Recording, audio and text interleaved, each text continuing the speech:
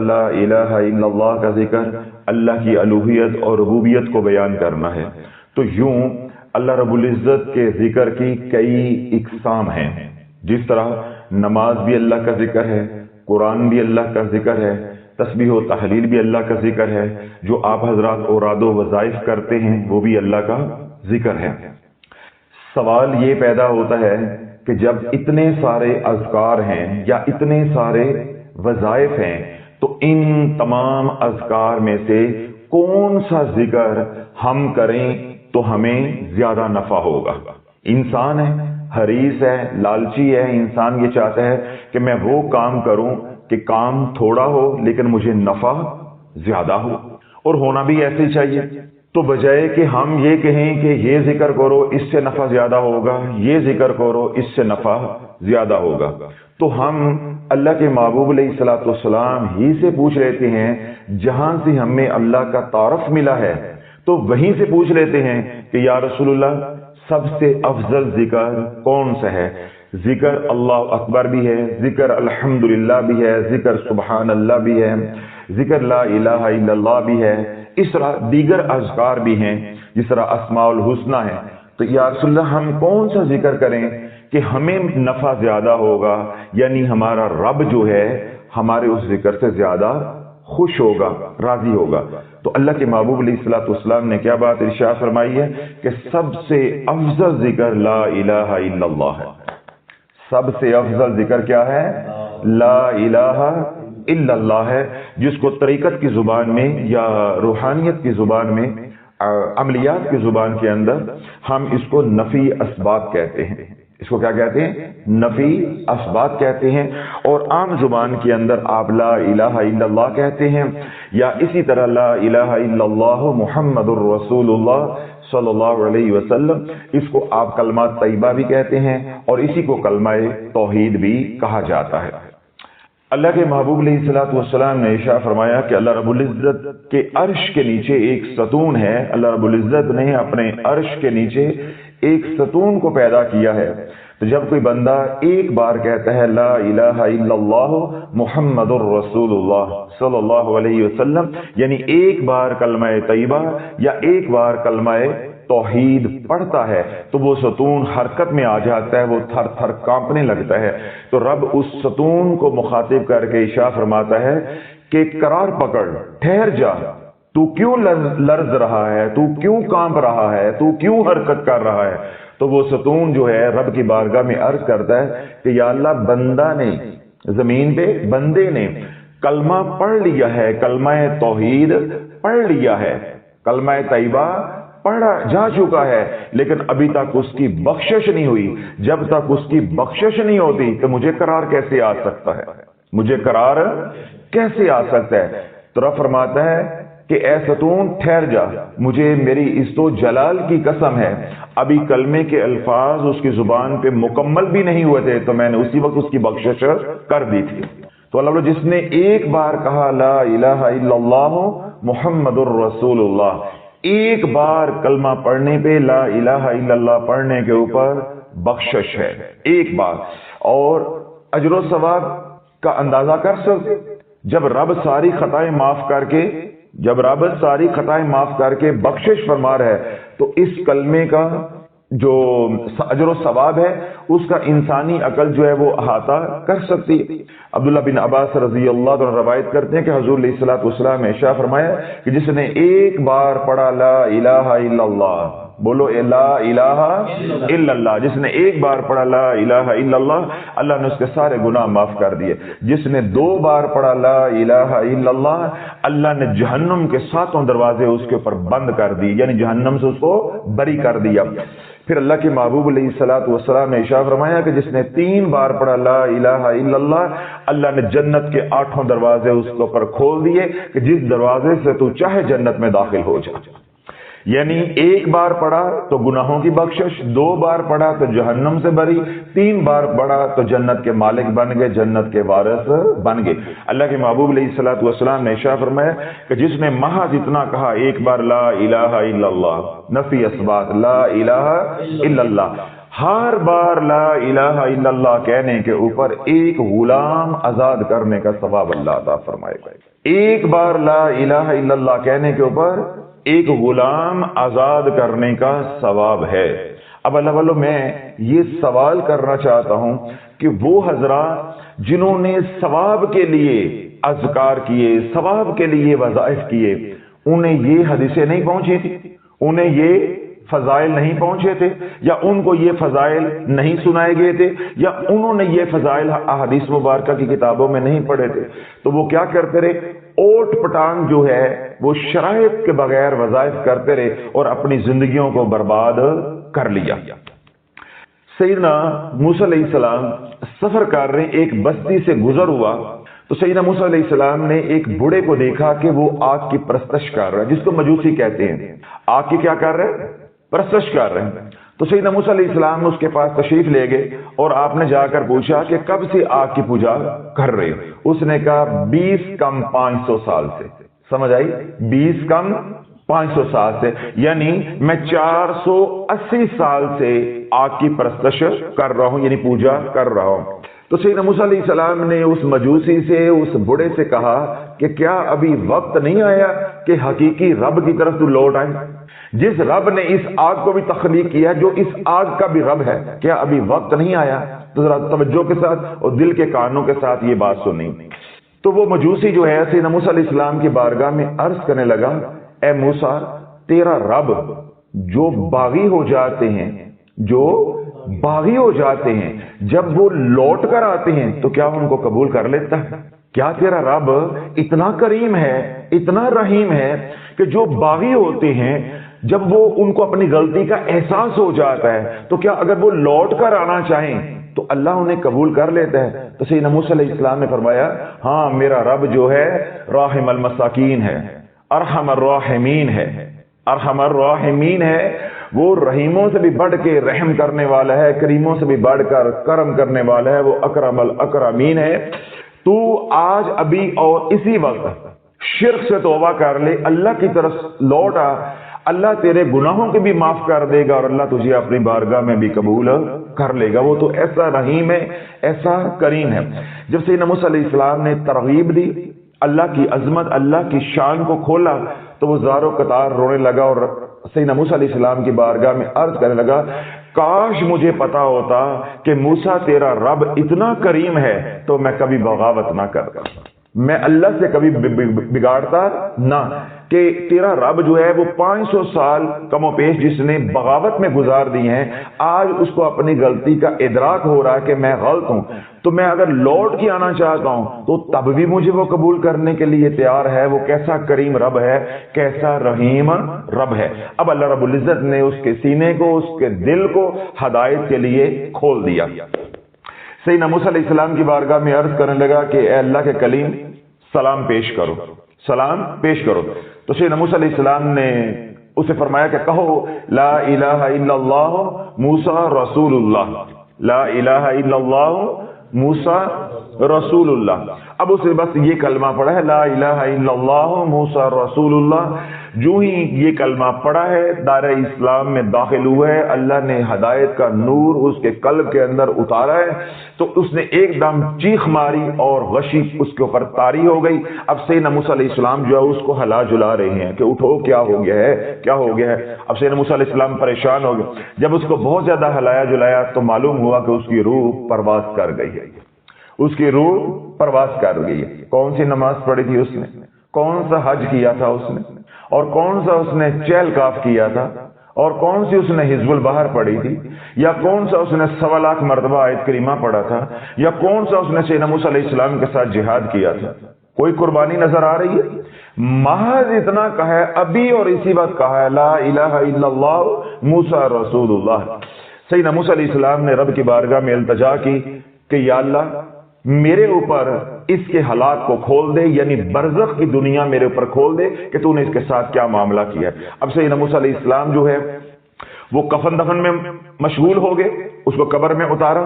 तो कब्र में उतारने के बाद अब सैयदना मूसा अलैहिस्सलाम उसकी कब्र पे खड़े होकर रब की बारगाह में इल्तिजा कर रहे हैं कि या अल्लाह, तूने इसके साथ क्या सलूक किया है, मेरी कौम पूछे तो मैं क्या बताऊं کہ تیرا رب جو ہے وہ کیسا ہے, جو لوٹ کے آتے ہیں ان کے ساتھ کیا سلوک کرتا ہے, تو اللہ میرے اوپر منکشف فرما دے. تو فوراً سیدنا جبریل امین علیہ السلام جو ہے سیدنا موسیٰ علیہ السلام کی بارگاہ میں حاضر ہوئے اور آ کر عرض کی کہ رب نے سلام بھیجا ہے, سلام قبول فرمائیں. اور رب پوچھتا ہے کہ اے میرے کلیم آپ نہیں جانتے, اے میرے کلیم آپ نہیں جانتے, جو محض ایک بار کہتا ہے لا الہ الا اللہ, اس کو میں جہنم سے بری کر دیتا ہوں, گناہ اس کے معاف کر دیتا ہوں اور جنت کا وارث بنا دیتا ہوں. جو ایک بار کہتا ہے لا الہ الا اللہ میں اس کو جہنم سے بری کر دیتا ہوں, عذاب کو ہٹا دیتا ہوں, دور کر دیتا ہوں اور جنت کا وارث بنا دیتا ہوں. میں اس کو اپنا قرب عطا کر دیتا ہوں. جو لوٹ کر آتا ہے میری رحمت اس کو ڈھانپ لیتی ہے. شرط کیا ہے, قیمت جنت کی کیا ہے, یا میرے قرب اور معرفت کی قیمت یا چابی کیا ہے, لا الہ الا اللہ. اگر اس کو چابی لگا کے اپنی طرف متوجہ کرنا ہے رحمت کو, تو ایک بار کہو لا الہ الا اللہ. اب سیدنا موسیٰ علیہ السلام جو ہے جب اپنے قوم میں گئے تو قوم نے پوچھا کہ اس کے ساتھ, یعنی اس مجوسی کے ساتھ جو نو مسلم ہو گیا, اس کے ساتھ رب نے کیا معاملہ کیا. تو سیدنا موسیٰ علیہ السلام نے فرمایا کہ اس نے میرے سامنے یعنی میرے ہاتھ پہ پڑھا لا الہ الا اللہ موسیٰ رسول اللہ. لا الہ الا اللہ کے 12 حروف ہیں, موسیٰ رسول اللہ کے بھی 12 حروف ہیں. اس نے 24 حروف پڑھے. اللہ نے ایک ایک حرف کے اوپر 20-20 سال کے گناہوں کو معاف کر دیا. اللہ نے ایک ایک حرف کے اوپر 20-20 سال کے گناہوں کو معاف کر دیا ہے. ہون شافی پوچھدا ہے چیل کاف لے کے آؤ, میرا بھی تو حق ہے نا, اب لے کر آؤ دعائے سیفی اور چیل کا. بے شک وہ اللہ ہی کے نام ہے, اللہ ہی کو مدد کے لیے پکارا جاتا ہے. اللہ والو ان کے ساتھ بے تحاشا شرائط ہے, وہ خواص کے وظائف ہے, وہ عوام کے وظائف نہیں ہے. حزب البحر عوام کا وظیفہ نہیں ہے. اس طرح چیل کاف ہے, دعائے سیفی ہے, دعائے گنجرش ہے, یا اور دیگر اس طرح کی دعائیں ہیں یا وظائف ہے اور ادو وظائف ہے. وہ ایک تو ان کا درجہ کیا ہے, مستحب کا ہے, ٹھیک ہے, اور دوسرا کیا ہے کہ ان کے ساتھ پچیدہ جو ہے وہ شرائط ہے. جب تک آپ ان کی شرائط کو پورا نہیں کریں گے تو نفع کی بجائے نقصان ہوگا. میں آج بتاؤں گا کہ لا الہ الا اللہ کیسے پڑھا جاتا ہے, تو پھر انشاءاللہ سمجھ آ جائے گی کہ علم جو ہے اہل علم سے ملتا ہے اور ذکر اہل ذکر سے ملتا ہے. میں بتاؤں گا کہ لا الہ الا اللہ محمد الرسول اللہ صلی اللہ علیہ وسلم کیسے پڑھا جاتا ہے. پھر جس طرح آپ نے پڑھا ہے پھر آپ اپنے اندر جھانکنا کہ ہم کیسی جہالت کی پنڈوں کو جو ہے وہ ولی اللہ سمجھتے رہے, کتب سمجھتے رہے, ابدال سمجھتے رہے, اور اپنے بچوں کا رزق جو ہے وہ چھین کے ان کو ڈونیشن کے طور پہ بیچتے رہے.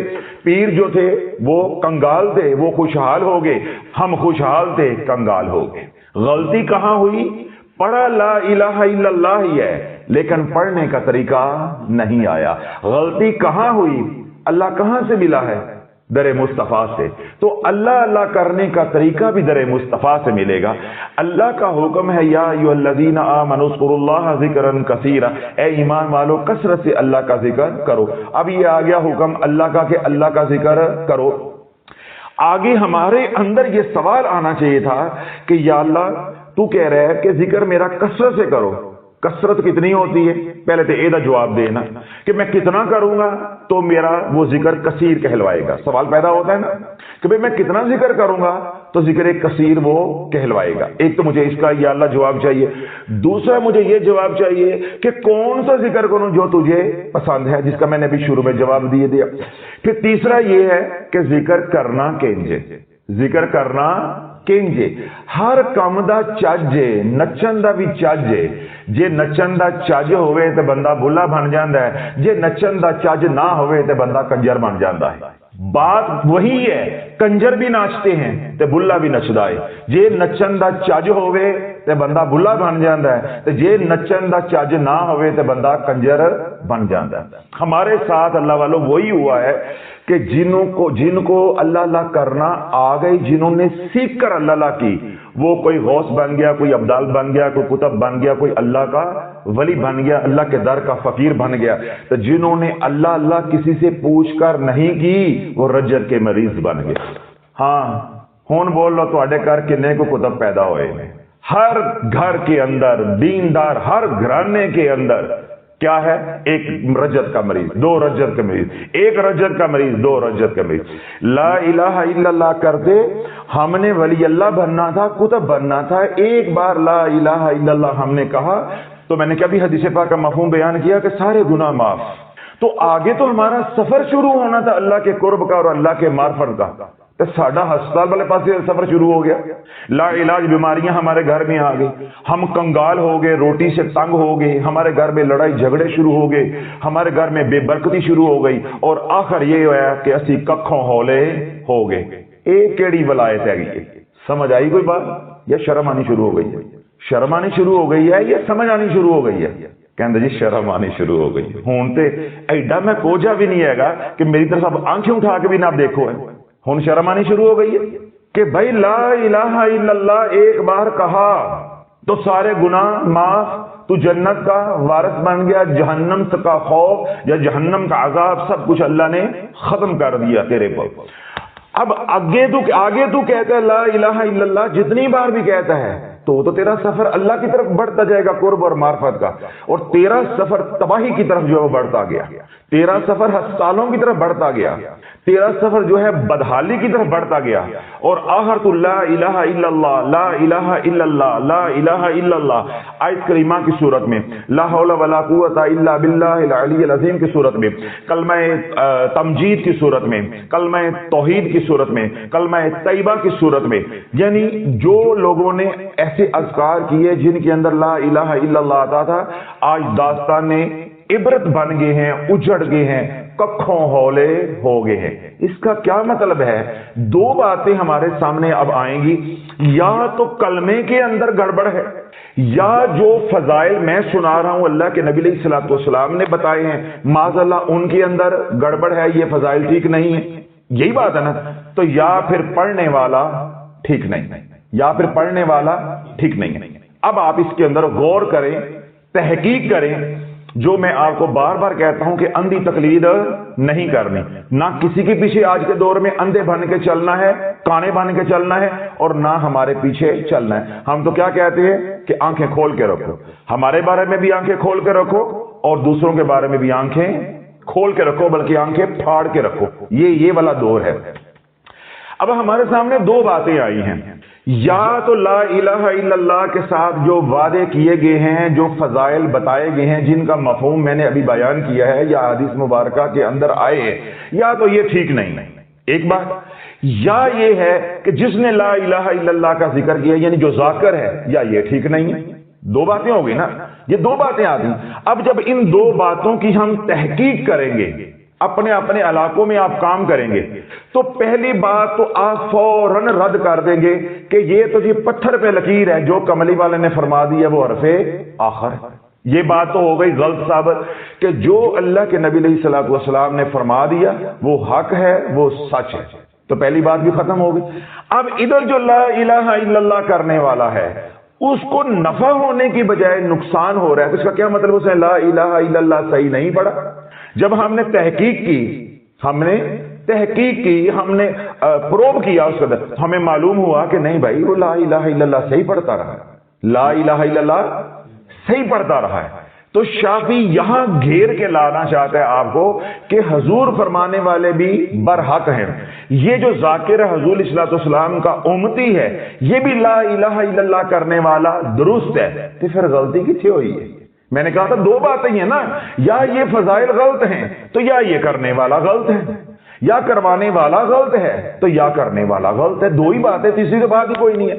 अब हमने फैसला कर लिया है कि करवाने वाले भी बरहक हैं तो करने वाला भी सच्चा है, तो फिर काम क्यों खराब हो गया?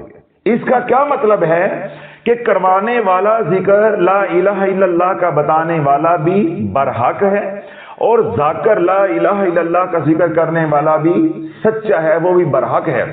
गलती कहां हुई कि तरीका जो है वो बरहक नहीं है, तरीका जो है वो दुरुस्त नहीं था। ला इलाहा इल्लल्लाह कहा ठीक था کہنا کیسے تھا، کب کہنا تھا، کیسے کہنا تھا، اس کی شرائط کیا تھی، وہ پوری نہ ہوئی۔ اللہ نے جب طریقے کے اندر غلطی ہوئی تو اسی لا الہ الا اللہ سے ہمیں دنیاوی طور پہ نقصان ہو گیا، آخرت کی بات نہیں ہو رہی۔ جس نے لا الہ الا اللہ صدق کے دل سے پڑھا، ابھی میں نے کتنے فضائل بیان کیے کہ ایک بار پڑھا تو اس کے سارے گناہ معاف، لیکن دنیاوی لحاظ سے وہ اجڑتا گیا اجڑتا گیا اجڑتا گیا کہ ہم نے لا الہ الا اللہ کے فضائل لیے۔ اب غلطی ذرا پکڑنی، جو آپ کہہ رہے تھے کہ ہمیں شرم آ رہی ہے، لا الہ الا اللہ کے ہم نے کیا لیے، فضائل لیے کہ پڑھیں گے تو یہ فائدہ ہوگا، پڑھیں گے تو یہ فائدہ ہوگا۔ ہم نے کیا لیے، فضائل لیے اللہ کے نبی علیہ الصلوۃ والسلام سے، پھر اللہ کے نبی علیہ الصلوۃ والسلام سے سینہ بسینہ مولویوں کے پاس، پیروں کے پاس یہ فضائل آئے، عاملین کے پاس آئے، کتابوں رسالوں میں آئے، ہم نے پڑھے یا سنے کہ یہ پڑھیں گے تو یہ ہوگا، یہ پڑھیں گے تو یہ ہوگا۔ ہم نے کبھی نہ پوچھا کہ پڑھنا کیسے، ہم نے یہ نہ پوچھا کہ پڑھنا کیسے ہے، کہ پڑھنے کی بھی کوئی شرائط ہوں گی۔ ہم نے صرف یہ سنا کہ یہ پڑھیں گے تو جنت مل جائے گی، یہ پڑھیں گے تو گناہ معاف ہو جائیں گے، یہ پڑھیں گے تو جہنم سے خلاصی ہو جائے گی، یہ پڑھیں گے تو ایک غلام آزاد کرنے کا ثواب ہوگا۔ ہم نے یہ فضائل سنے، ہم نے یہ نہیں سمجھا کہ پڑھنا کیسے ہے۔ اب پیچھے آئیں اگر آپ کو بات نہیں سمجھ آ رہی۔ رب کیا فرماتا ہے، وَأَقِيمُوا الصَّلَاةَ وَآتُوا الزَّكَاةَ وَأَقْرِضُوا اللَّهَ قَرْضًا حَسَنًا۔ اب اس آیت مبارکہ کے اندر اللہ رب العزت جو ہے دو باتوں کا حکم دے رہا ہے، نماز اور زکوٰۃ، دو باتوں کا حکم ہے نا۔ اب میں قرآن پڑھوں، میں قرآن کسی عالم سے، کسی پیر سے سنوں، یا کوئی عالم یا کوئی پیر مجھے یہ کہے کہ نماز پڑھنے کا یہ ثواب ہے، نماز پڑھنے کا یہ ثواب ہے، نماز پڑھنے کا یہ ثواب، جاگتے رہیے گا، نماز پڑھنے کا یہ ثواب ہے، نماز کے یہ فضائل ہیں، یہ فضائل ہیں۔ اللہ کا حکم ہے وَأَقِيمُوا الصَّلَاةَ وَآتُوا الزَّكَاةَ وَأَقْرِضُوا اللَّهَ قَرْضًا حَسَنًا۔ میں گھر آؤں اور آ کے نماز پڑھنی شروع کر دوں، میں گھر آؤں تو میں آ کے نماز پڑھنی شروع کر دوں۔ اب جب میں پڑھوں تو میں پڑھوں اپنے طریقے سے، تو کیا وہ نماز ہو جائے گی؟ وہ نماز ہو جائے گی۔ اب یہ بات آپ کو فوراً سمجھ آ گئی ہے کہ جب حکم اللہ کا لیا ہے، فضائل حضور علیہ الصلوۃ والسلام نے، اجر و ثواب حضور علیہ الصلوۃ والسلام نے بھی بیان کیا ہے، تو طریقہ بھی حضور علیہ الصلوۃ والسلام سے لینا پڑے گا، تب نماز ہوگی۔ یہ نہیں ہو سکتا کہ حکم اللہ کا ہو، فضائل حضور علیہ الصلوۃ والسلام سے لے لیں اور طریقہ اپنا ہو، وہ عبادت نہیں ہوگی، وہ اللہ قبول نہیں کرے گا۔ ہر نماز کا رکن جو ہے وہ عین اسی طرح ادا کرنا پڑے گا جس طرح حضور علیہ الصلوۃ والسلام نے ادا کر کے دکھایا ہے۔ اس لیے سرکار علیہ الصلوۃ والسلام نے ارشاد فرمایا کہ نماز ویسے پڑھو جیسے مجھے نماز پڑھتا دیکھتے ہو۔ سمجھ آ گئی؟ تو نماز کیا ہے؟ سب سے بڑا ذکر۔ نماز کیا ہے؟ سب سے بڑا ذکر، وَلَا ذِكْرُ اللَّهِ اکبر، سب سے بڑا ذکر نماز ہے۔ تو نماز پڑھنے کا طریقہ کہاں سے ملا؟ در مصطفیٰ سے۔ نماز کا حکم اللہ نے دیا، حکم پہنچایا کس نے؟ در مصطفیٰ نے۔ حکم بھی ملا در مصطفیٰ سے، طریقہ بھی ملا در مصطفیٰ سے، لا الہ الا اللہ بھی ملا در مصطفیٰ سے، لا الہ الا اللہ کے فضائل بھی ملے در مصطفیٰ سے۔ اب لا الہ الا اللہ پڑھنا کیسے سے، طریقہ کیسے ہے، یہ کسی نے نہیں پوچھا، یہ کسی نے نہیں پوچھا۔ بس انہوں نے کہا چلتے پھرتے لا الہ الا اللہ پڑھی جاؤ، بس جی چلتے پھرتے ہی لا الہ الا اللہ پڑھو، بڑا ثواب ہوتا ہے۔ نماز پڑھنے کا کوئی طریقہ ہے؟ وہ لیا ہم نے۔ نماز سے پہلے کی شرائط ہے وضو، پھر وضو کا طریقہ ہے وہ ہم نے لیا کملی والے سے۔ تو ذکر کا بھی طریقہ ہے، ذکر کا بھی طریقہ ہے، صرف ہم نے ذکر اور ذکر کے فضائل نہیں لینے، نماز اور نماز کے فضائل نہیں لینے، ہم نے کملی والے سے طریقہ بھی لینا ہے۔ جب یہ مکمل پیکج لیں گے تو نماز سے آج تک کسی کو نقصان ہوا ہے؟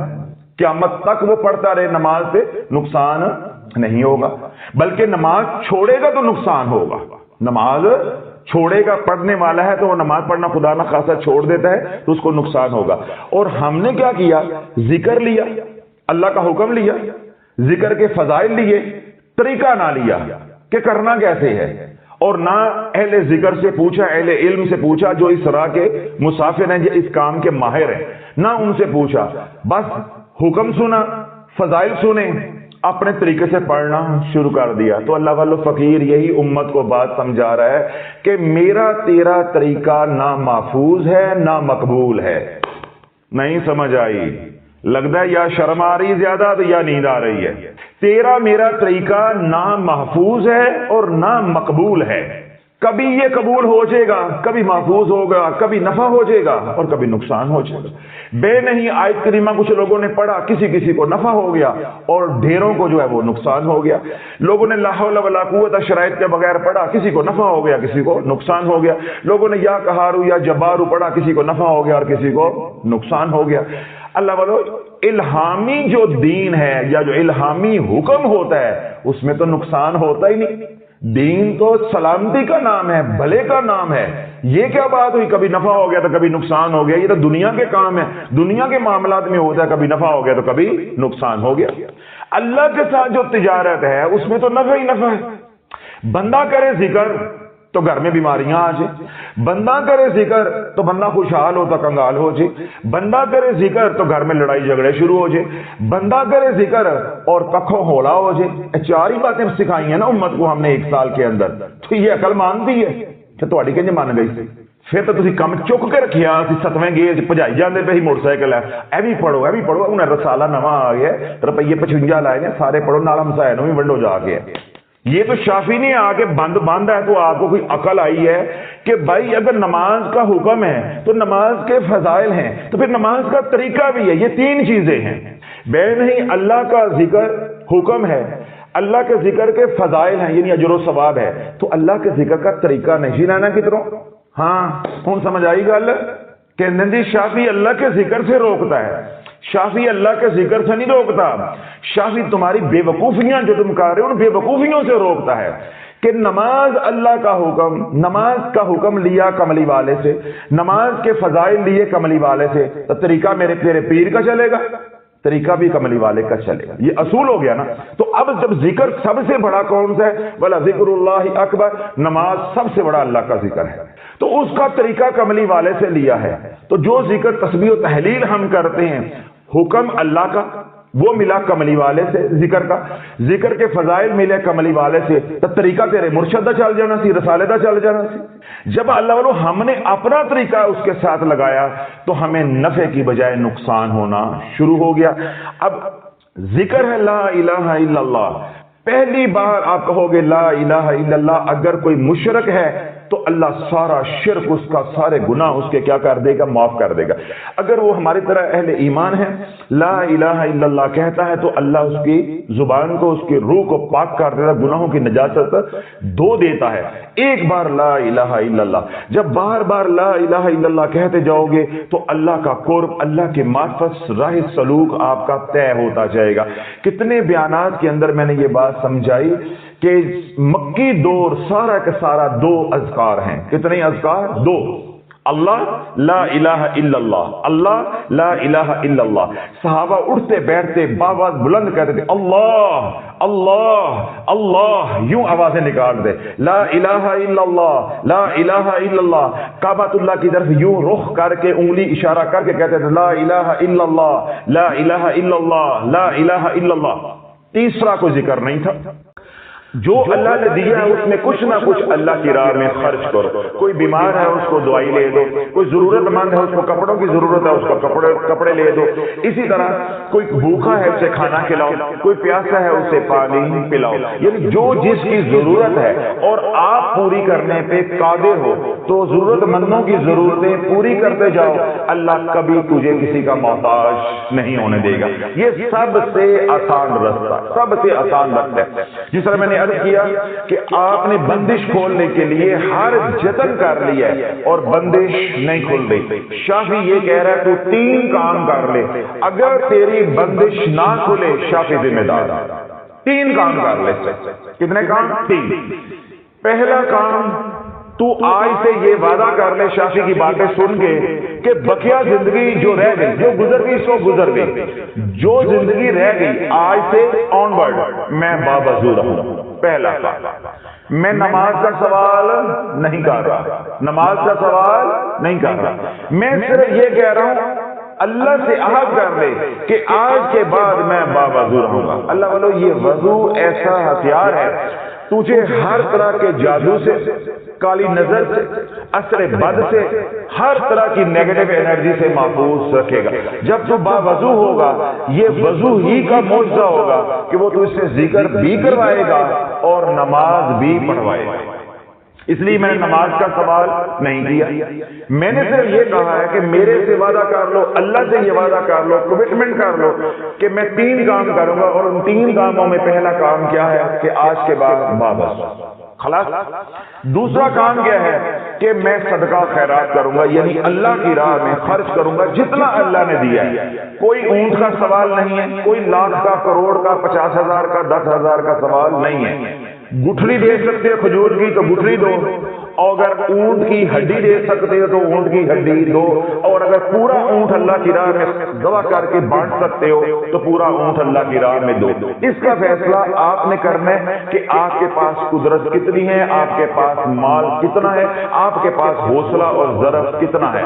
بس سوال یہ کر رہا ہوں، عرض یہ کر رہا ہوں، تلقین یہ کر رہا ہوں، کچھ نہ کچھ اللہ کی راہ میں خرچ کرتے رہو۔ پہلا کام باوضو رہو، دوسرا کام کیا ہے کہ اللہ کی راہ میں خرچ کرو۔ جب اللہ کی راہ میں خرچ کرو گے پھر دروازے کیسے کھلتے ہیں، بس ایک حدیث پاک سن لو، انشاءاللہ آپ کو ٹھنڈ پڑ جائے گی، آپ کی تسلی ہو جائے گی۔ حضرت انس بن مالک راوی ہیں، اللہ کے نبی علیہ السلام نے ارشاد فرمایا کہ جب اللہ رب العزت نے اس دنیا کو تخلیق کیا، یعنی زمین کو بنایا، تو زمین تھر تھر کانپنے لگی، یہ ہچکولے لے رہی تھی، تو اللہ نے اس کے سینے پہ پہاڑوں کی میخیں پھونک دی، یعنی پہاڑوں کو بنایا۔ جب پہاڑوں کو فرشتوں نے دیکھا، ان کی ہیبت کو دیکھا، تو رب کی بارگاہ میں عرض کی کہ یا اللہ، پہاڑوں سے بھی طاقتور چیز کوئی تو نے بنائی ہے، کوئی مخلوق پیدا کی ہے؟ تو رب نے فرمایا ہاں میں نے پیدا کی ہے، اور وہ ہے لوہا، جو پہاڑوں کو بھی کاٹ دیتا ہے، پہاڑوں کو بھی چیر دیتا ہے۔ فرشتوں نے عرض کی کہ یا اللہ، لوہے سے بھی طاقتور کوئی مخلوق پیدا کی ہے، کوئی چیز بنائی ہے؟ رب نے فرمایا ہاں، وہ آگ ہے جو لوہے کو بھی پگھلا دیتی ہے۔ فرشتوں نے عرض کی کہ یا اللہ، آگ سے بھی طاقتور کوئی مخلوق پیدا کی ہے، کوئی چیز پیدا کی ہے؟ رب نے فرمایا ہاں، وہ ہے پانی جو آگ کو بھی بجھا دیتا ہے۔ فرشتوں نے عرض کی کہ یا اللہ، پانی سے بھی کوئی طاقتور مخلوق یا چیز تو نے پیدا کی ہے؟ رب نے فرمایا ہاں، وہ ہے ہوا جو پانی کو بھی لے اڑتی ہے۔ فرشتوں نے عرض کی کہ یا اللہ، ہوا سے بھی کوئی طاقتور مخلوق یا چیز تو نے پیدا کی ہے؟ رب نے فرمایا ہاں، وہ ہے صدقہ کہ دائیں ہاتھ سے دیا جائے، بائیں ہاتھ کو علم نہ ہو۔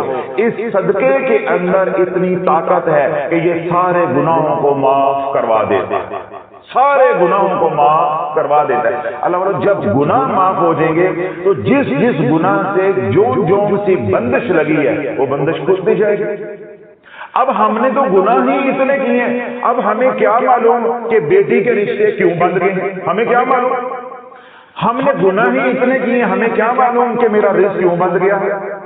یا ہم نے گناہ ہی اتنے کیا ہیں، میں خود یا میری بیوی یا میرے بچے بیمار پڑ گئے، اب مجھے تو معلوم نہیں ہے۔ تو جب اللہ سارے گناہ ہی معاف کروا لو گے، کھاتا ہی صاف کروا لو گے، تو پھر وہ گناہ بھی معاف ہو جائے گا جو تیری تکلیف کا باعث بنا ہے، چاہے بیماری کا باعث بنا ہے، رزق کی تنگی کا باعث بنا ہے، اولاد کی نافرمانی کا باعث بنا ہے، بیٹیوں کے رشتوں کی بندش کا باعث بنا ہے، یا گھر میں لڑائی جھگڑے کا باعث بنا ہے، یا بے برکتی کا باعث بنا ہے، یا قرض کا باعث بنا ہے، یا بے سکونی کا ذریعہ بنا ہے۔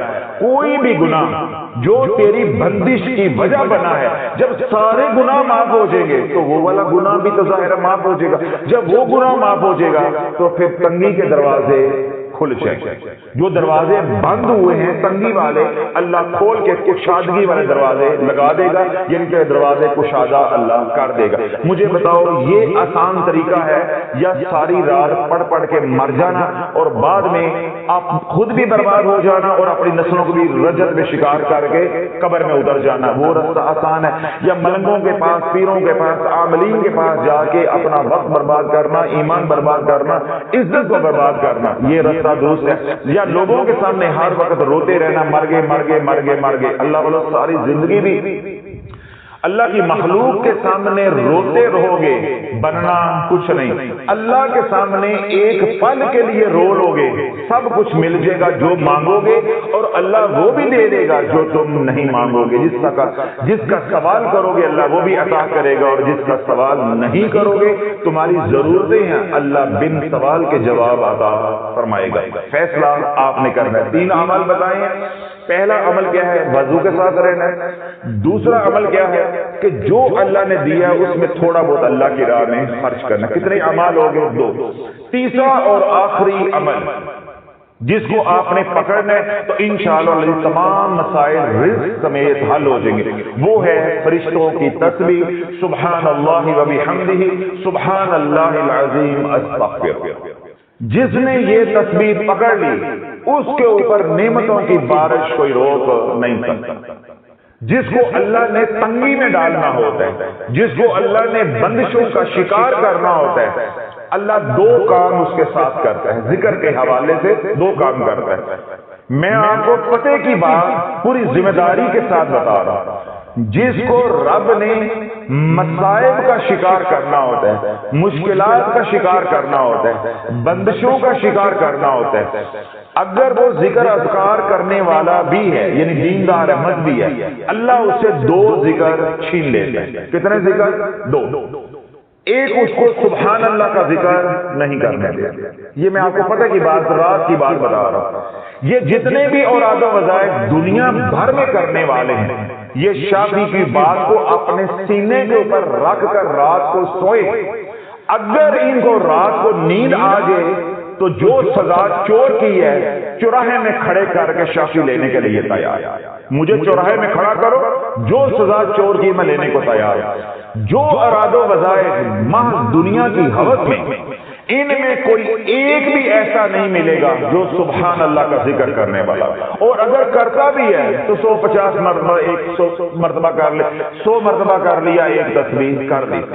جتنے یہ اوراد و وظائف کرنے والے ہیں یہ ہر وظیفہ کریں گے، لیکن اللہ انہیں سبحان اللہ کا ذکر کرنے کی توفیق نہیں دے۔ یہ میں آپ کو رات کی بات بتا رہا ہوں، اور میں نے کیا کہا کہ شافعی کی ان باتوں کو اپنے سینے پہ رکھ کے رات کو سونا ہے۔ اگر صبح فجر تک نیند آپ کو آ گئی تو شافعی کو شافعی نہ کہنا، یا جو سزا چور کی ہے وہ چوراہے میں شافعی لینے کے لیے تیار ہے۔ جو دنیا بھر میں اوراد و وظائف کرنے والے ان کو اللہ سبحان اللہ کہنے کی توفیق نہیں دے گا۔ دیگر وہ اوراد و وظائف کریں گے، لاکھوں کی تعداد میں کریں گے، لیکن سبحان اللہ کا ذکر کرنے کی توفیق نہیں دے گا۔ دوسرا اللہ ذکر کون سا چھینتا ہے یا جس کے کرنے کی اللہ توفیق نہیں دیتا، وہ ہے استغفر اللہ، استغفر اللہ، استغفر اللہ، یعنی اللہ استغفار کی توفیق نہیں دیتا۔ یہ 2 اذکار چھینے، اور تیسرا ذکر اس کے محبوب کا ہے، اللہ درود پڑھنے نہیں دیتا۔ جب ہم نے یہ رات امت کے اوپر کھولا کہ ان گھروں کے اندر جاؤ جو دن رات وظائف کر رہے ہیں، اگر تمہیں وہاں سے استغفار مل جائے شافعی ذمہ دار، وہاں سے تمہیں درود پاک مل جائے شافعی ذمہ دار ہے۔ تو جب امت نے میرے کہنے پہ، میرے ترغیب دینے پہ تحقیق کی تو ان کی آنکھیں کھلی، حضرت صاحب ہر وظیفہ ہے، ہر وظیفہ ہے، مگر استغفار نہیں ہے، درود پاک نہیں ہے۔ تو آج میں آپ کو تحقیق کے لیے بھی کام دے رہا ہوں اور رات کی بات بھی بتا رہا ہوں۔ اگر اپنے مسائل حل کرنا چاہتے ہو، سبحان اللہ کا ذکر اور استغفار کا ذکر، اس کو پکڑ لو، اس کو پکڑ لو، اور جو سبحان اللہ کا ذکر کرتا ہے اللہ اس کو الحمدللہ کہنے کی بھی توفیق دیتا ہے، اللہ اکبر کہنے کی بھی توفیق دیتا ہے، لا الہ الا اللہ کہنے کی بھی توفیق دیتا ہے، یعنی وہ پھر ہر طرح کا ذکر کرنا شروع ہو جاتا ہے۔ کیوں؟ جس نے سبحان اللہ کا ذکر پکڑ لیا اس کے اندر الحمدللہ کا ذکر بھی آئے گا، اس کے اندر اللہ اکبر کا ذکر بھی آئے گا، اس کے اندر لا الہ الا اللہ کا ذکر بھی آئے گا، یا دیگر اذکار ہیں وہ بھی آئیں گے۔ کیوں؟ جو رب کی پاکی بیان کرنے پہ لگ جاتا ہے پھر اللہ اس کو گناہوں سے پاک کرنے میں لگ جاتا ہے۔ اگر یہ چاہتے ہو کہ اللہ مجھے تمام علائشوں سے، نجاستوں سے، آلودگی کسی بھی طرح کی اس سے پاک کر دے تو رب کی پاکی بیان کرنا شروع کر دو، تو اللہ تمہیں ہر طرح کی علائشوں سے پاک کر دے گا۔ تو میں نے کیا عرض کی ہے کہ جتنے بھی اوراد و وظائف کرنے والے لوگ ہوں گے ان کے ہاں آپ کو سبحان اللہ کا ذکر نہیں ملے گا، اگر ملے گا بھی تو معمولی، استغفار کا ذکر نہیں ملے گا، ملے گا تو معمولی ایک تسبیح بس.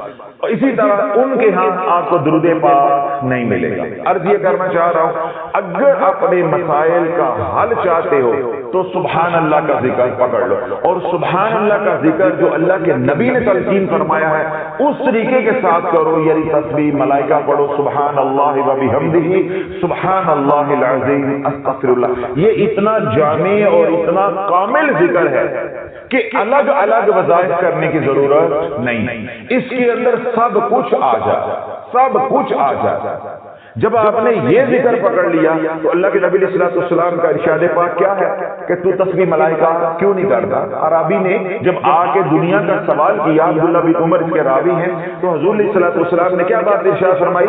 تجھ سے دنیا روٹ گئی، تو یہ آ کر کہہ رہا ہے کہ مجھ سے دنیا روٹ گئی ہے، تو فرشتوں والی تسبیح کیوں نہیں پڑھتا؟ جب اس نے عرض کی کہ یا رسول اللہ ملائکہ کی تسبیح کون سی ہے، فرشتوں کی تسبیح کون سی ہے، تو اللہ کے نبی علیہ السلام نے یوں پڑھا سبحان اللہ و بحمدہ سبحان اللہ العظیم استغفر اللہ. تو اس تسبیح کو پڑھ، اللہ دنیا کو ذلیل کر کے تیرے قدموں میں ڈال دے گا. اللہ والو ان سے مخاطب ہوں جو دنیا کے لیے ذلیل ہو رہے ہیں، رشتوں کے لیے ذلیل ہو رہے ہیں، قرض اتارنا ہے اس کے لیے ذلیل ہو رہے ہیں، صحت چاہتے ہیں، شفا چاہتے ہیں، اس کے لیے ذلیل ہو رہے ہیں، اور ان کے دنیا کے کام اٹکے ہوئے ہیں ان کے لیے ذلیل ہو رہے ہیں. جو دنیا کے لیے ذلیل ہو رہے ہیں، اللہ کے نبی کے فرمان پہ عمل کر لو، اللہ دنیا کو ذلیل کر کے تیرے قدموں میں ڈال دے گا. اور وہ فرمان کیا ہے کہ تم پڑھا کرو سبحان اللہ وبحمدہ سبحان اللہ العظیم استغفر. استغفار کو اپنے اوپر لازم کر لو. اللہ کے نبی علیہ السلام کا ارشاد پاک ہے کہ اللہ تمہیں 3 انعامات دے گا. کتنے انعامات؟ 3. پہلا انعام کیا ملے گا کہ اللہ تنگی میں سے آسانی کے راستے نکالے گا. بندش ہے کھل جائے گی، رکاوٹیں ہیں ختم ہو جائے گی. دوسرا کیا ہے؟ اللہ ہر طرح کے غم سے تجھے آزاد کر دے. 2 انعام. تیسرا اور آخری انعام کیا ہے کہ اللہ تجھے وہاں سے رزق دے گا کہ تیرا گمان بھی وہاں نہیں جاتا. رزق سے مراد صرف مال نہیں ہے، رزق سے مراد صرف پیسہ نہیں ہے. ہر وہ نعمت جو اللہ رب العزت نے جنوں انس کے لیے تخلیق کی ہے وہ تجھے ملے گی. رزق کے مراد نعمتیں ہیں، جو بھی تو مانگے گا وہ ملے گا اگر تو اپنے اوپر استغفار کو لازم کر لیتا. اسی طرح تو سبحان اللہ کا ذکر سبحان اللہ وبحمدہ سبحان اللہ العظیم یہ ذکر اپنے اوپر لازم کر لیتا ہے، اللہ تجھے عزتیں دے گا. کیوں؟ اللہ تجھے گناہوں سے پاک کرتا جائے گا اور اپنے قریب کرتا جائے گا. اللہ کا قرب، اللہ کی معرفت، اللہ کی محبت اور حضور علیہ السلام کی غلامی چاہتے ہو تو اللہ والوں 3 کا پیکج دیا ہے. ان 3 باتوں کو پکڑ لو. چوتھی بات کی آپ کو ضرورت نہیں ہے. پہلا کام کیا ہے؟ باوضو رہنا ہے. آج کے بعد باوضو، جب وضو ٹوٹ جائے دوبارہ وضو کر لو. دوسرا کام کیا ہے؟ تھوڑا بہت اللہ کی راہ میں خرچ کرتے رہو. روزانہ کی ترتیب بنا لو، چاہے میں روپیہ خرچ کروں، چاہے 10 روپے خرچ کروں، 1000 روپیہ خرچ کروں، میں نے روزانہ کچھ نہ کچھ اللہ کی راہ میں خرچ کرنا ہے اور دکھیوں تک پہنچانا ہے. جو سائل ہیں، جو سوالی ہیں، یا وہ جو سوال نہیں کرتے، سفید پوش ہے، ان کی ضرورتیں پوری کرنی. 2 کام ہو گئے. تیسرا کیا ہے؟ چلتے پھرتے اٹھتے بیٹھتے پاکی نپاکی کوئی قید نہیں ہے اور کوئی سزا نہیں ہے. سبحان اللہ وبحمدہ سبحان اللہ العظیم استغفر اللہ. جب اللہ کے نبی علیہ السلام نے یہ ذکر عربی کو تلقین کیا، عبداللہ بن عمر فرماتے ہیں کہ چند ہفتوں کے بعد وہ عربی بارگاہ رسالت میں حاضر ہوا اور آ کر عرض کرنے لگا کہ یا رسول اللہ جو عمل آپ نے مجھے بتایا کہ پڑھا کر سبحان اللہ وبحمدہ سبحان اللہ العظیم استغفر اللہ، میں نے آپ کے حکم کی تعمیل کی، اللہ نے مجھے اتنا رزق دیا ہے، اب مجھے سمجھ نہیں آتی رکھوں تو کہاں رکھنے کی جگہ نہیں ہے. میں بھی استفادہ کر رہا ہوں، میں بھی نفع اٹھا رہا ہوں، میرے اہل و عیال بھی نفع اٹھا رہے ہیں، میرے دوست احباب رشتہ دار ہمسائے بھی میرے مال سے نفع اٹھا رہے ہیں. اللہ نے مجھے اتنا رزق دے دیا. اگر اللہ والو یہ چاہتے ہو کہ میں ہمیشہ دینے والا رہوں، یعنی اللہ مجھے یہ دایاں ہاتھ دے، اوپر والا ہاتھ دے کہ میں ہمیشہ بانٹنے والا رہوں، تو 3 اعمال کا پیکج دیا ہے. یہ 3 اعمال کر لو، اس کے ساتھ کوئی اور عمل، کوئی اور ورد وظیفہ وظیفہ نہیں کرنا، کوئی اور عمل، کوئی اور ورد وظیفہ، کوئی اور سورت، کوئی اور آیت اس کے ساتھ پڑھو گے، یہ پیکج کی حیت بدل جائے گی، اس پیکج کی شکل بدل جائے گی۔ جب شکل بدل جائے گی پھر نفع ہونے والا نہیں ہے، پھر یقینی نفع ہونے والا نہیں۔ جس طرح سمجھایا ہے اسی طرح چلو کہ باوضو رہو، صدقہ کرتے رہو اور یہ تسبیح دن رات کرتے رہو۔ 3 سے 5 منٹ لگتے ہیں، آپ 100 بار پڑھ لو۔ کچھ بیٹھ کر پڑھو، فجر کے وقت جو برکت کا وقت ہوتا ہے فجر کی نماز کے بعد پڑھو، سنتوں اور فرضوں کے درمیان میں پڑھو۔ اسی طرح صبح اپنے کاروبار پہ جا رہے ہو، دفتر میں جا رہے ہو، پڑھتے ہوئے جاؤ، اپنی دکان کی جگہ پہ، دفتر کی جگہ پہ کوئی صنعت ہے اپنی صنعت میں جا کر پڑھو، ٹھیک ہے۔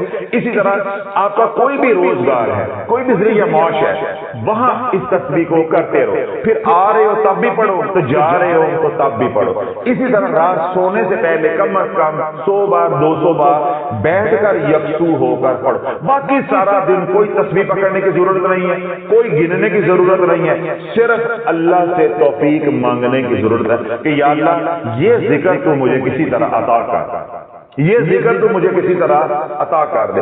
جب اللہ عطا کر دے گا یعنی اللہ توفیق بخش دے گا، پھر دن رات اس ذکر کو کرو۔ جس طرح میرے شیخ رحمۃ اللہ فرماتے ہیں کہ زمین پہ بیٹھ کے، فرش پہ بیٹھ کے ذکر کر اور اتنا کر کے ستارے لگاتا جائے، اس کو عرش کے ساتھ جوڑ دے، یعنی وَاذْكُرُوا اللَّهَ كَثِيرًا لَعَلَّكُمْ تُفْلِحُونَ، اور اللہ کا ذکر کثرت کے ساتھ کرو تاکہ تم کامیاب ہو جاؤ۔ تو اللہ نے کامیابی ان تینوں اعمال کے اندر رکھی ہے۔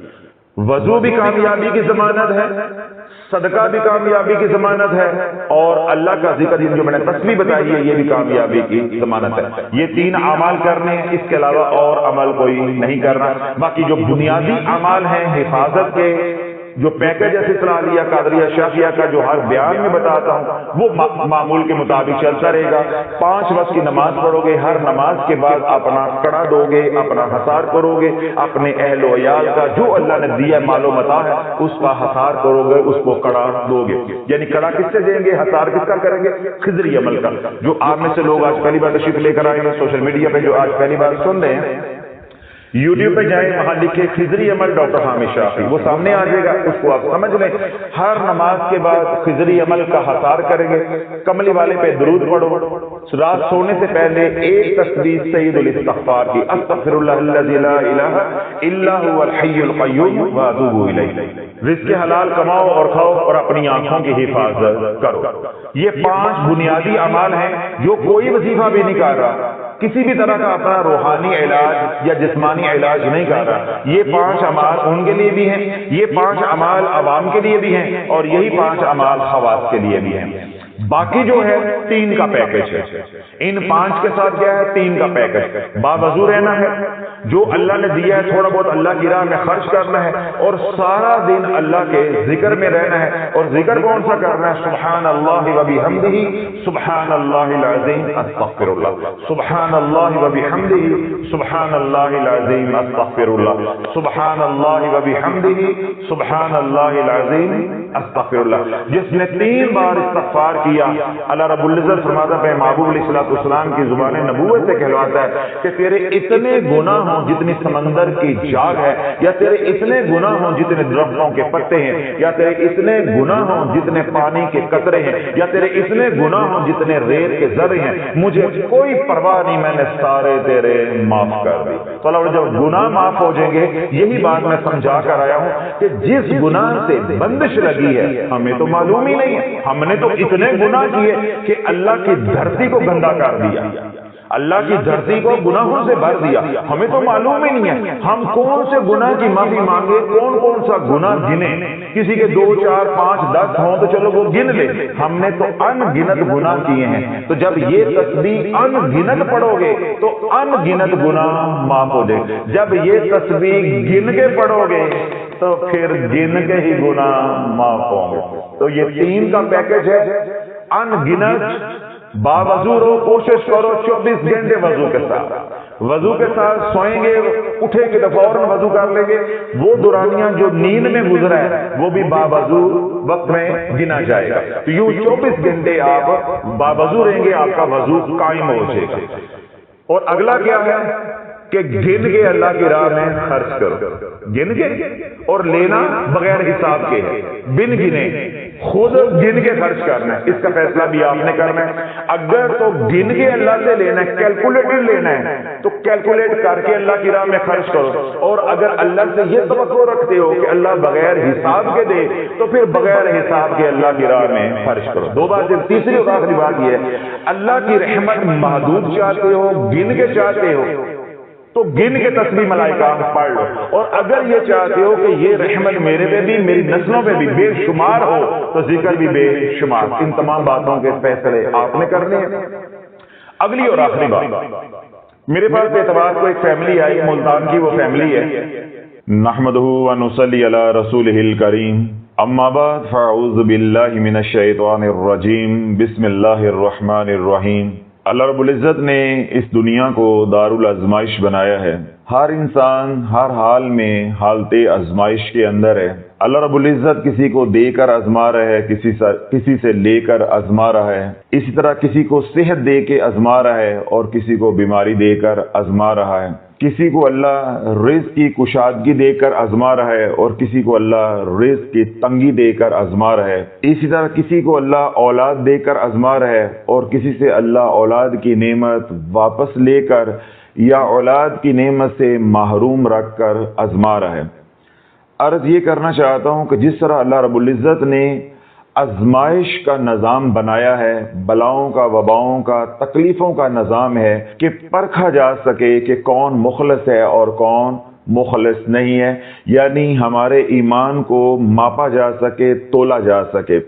اسی طرح اللہ رب العزت نے ان اعمال کا نظام بھی اپنے محبوب علیہ الصلوۃ والسلام کے توسل سے ہمیں عطا کیا ہے کہ جب کوئی پریشانی آ جائے، کوئی تکلیف آ جائے، کوئی آزمائش آ جائے تو اس میں سے نکلنا کیسے ہے۔ اللہ رب العزت قرآن مجید فرقان حمید میں ارشاد فرماتا ہے کہ یا ایھا الذین آمنوا استعینوا بالصبر والصلاۃ ان اللہ مع الصابرین، یعنی تمہارے اوپر کوئی مصیبت آ جائے، کوئی تکلیف آ جائے، کوئی رنج آ جائے تو ایمان والو تم نے کیا کرنا ہے؟ یا ایھا الذین آمنوا استعینوا بالصبر والصلاۃ، اے ایمان والو صبر اور نماز کے ذریعے اللہ سے مدد طلب کرتے رہو، ان اللہ مع الصابرین، بے شک اللہ صبر کرنے والوں کے ساتھ ہے۔ اور کہیں رب فرماتا ہے ان اللہ یحب الصابرین، کہ بے شک اللہ صبر کرنے والوں سے محبت کرتا ہے۔ پہلا کام کیا ہے کہ ہم نے صبر کرنا ہے۔ دوسرا کام کیا ہے کہ صلاۃ التوبہ، صلاۃ الحاجت کا اہتمام کرنا ہے۔ کسی طرح کی بھی کوئی پریشانی آ جائے تو پہلے تو یہ دو اعمال کرنے ہیں جن کا حکم اللہ رب العزت نے قرآن مجید فرقان حمید میں دیا ہے۔ ان دو اعمال کے ذریعے اللہ سے مدد طلب کرنی ہے کہ یا اللہ جن حالات کے اندر میں پکڑا ہوں یا جکڑا ہوں تو میرے لیے آسانی والا معاملہ فرما دے۔ جب صبر اور نماز کے ذریعے دعا کرتے رہیں گے تو انشاءاللہ العزیز اللہ کا وعدہ ہے کہ مدد آ کر رہے گی۔ جن حالات کے اندر ہم ہیں ان حالات سے اللہ نکال کر دکھائے گا۔ بے شک ناکامی کے حالات ہیں، اللہ قادر ہے ناکامی میں سے کامیابی کو نکال کر دکھائے گا۔ اس طرح حالات ذلت والے ہیں تو اللہ ذلت میں سے عزت نکال کر دکھائے گا۔ شرط یہ ہے کہ جو طریقہ اللہ نے بتایا ہم اس طریقے پر رہیں، یہ نہیں کہ ہم ملنگوں کے پاس درگاہوں پہ چلے جائیں، الٹا سیدھا تویز دھاگا جو ہے وہ شروع کر دیں، یا پھر گھر بیٹھے ہی واویلا شروع کریں، اللہ کی شکایتیں لگانا شروع کر دیں۔ جتنا واویلا کرو گے، جتنی بھاگ دوڑ غلط رستوں پہ کرو گے، اتنی آزمائش یا اتنی اللہ کی پکڑ لمبی ہوتی جائے گی، یعنی اس کا دورانیہ بڑھتا جائے گا۔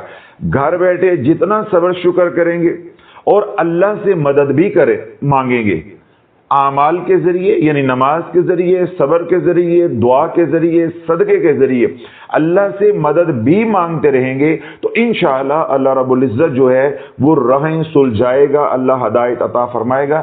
جہاں ہماری بگڑی بننی ہے یا ہمیں شفا ملنی ہے یا ہماری جھولی میں خیر ڈلنی ہے، اللہ ان رستوں کو آسان کر دے گا، اللہ ان رستوں پہ ہمیں چلائے گا، تو یوں ہم آسانی سے آزمائش میں سے نکل جائیں گے۔ جب بے صبری کا مظاہرہ کیا جاتا ہے یا ان رستوں پہ چلنے کی کوشش کی جاتی ہے یا چلا جاتا ہے جو رستے اللہ کو پسند نہیں ہیں، تو پھر کیا ہوتا ہے کہ وہ آزمائش یا وہ پکڑ پھر لمبی ہوتی جاتی ہے، یعنی اس کا دورانیہ لمبا ہوتا جاتا ہے، اللہ کی مدد و نصرت نہیں آتی۔ جبکہ رب نے کیا وعدہ کیا ہے، فَإِنَّ مَعَ الْعُسْرِ يُسْرًا إِنَّ مَعَ الْعُسْرِ يُسْرًا، کہ بے شک تنگی کے ساتھ آسانی ہے، بے شک تنگی کے ساتھ آسانی ہے۔ جب بھی تنگی آئے گی، جب بھی کوئی برا وقت آئے گا، بیماری آئے گی، تکلیف آئے گی، مالی تنگ دستی آئے گی، کوئی بھی مسئلہ آپ کو درپیش ہوتا ہے تو اللہ نے کیا وعدہ کیا ہے کہ اگر تنگی آ گئی ہے تو اب آسانی آ کر رہے گی۔ بلکہ اللہ رب العزت نے ایک ہی بات کو 2 بار دہرایا ہے، ایک ہی بات کو 2 بار دہرایا ہے، فَإِنَّ مَعَ الْعُسْرِ يُسْرًا إِنَّ مَعَ الْعُسْرِ يُسْرًا۔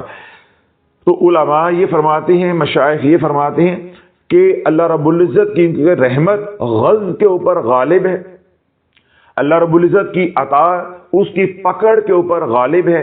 تو اللہ رب العزت اگر ایک تنگی دے گا پھر 2 آسانیاں بھی دے گا، اگر ایک دکھ دے گا تو 2 خوشیاں بھی دے گا، 2 سکھ بھی دے گا۔ شرط کیا ہے کہ جو دکھ اللہ نے دیا ہے اس کے اندر صبر کر لیں۔ عرض یہ کرنا چاہتا ہوں، اگر تو آپ ہیں بیمار، یعنی بیماری کے ذریعے اللہ رب العزت آپ کو آزما رہا ہے، تو آپ نے کیا کام کرنا ہے؟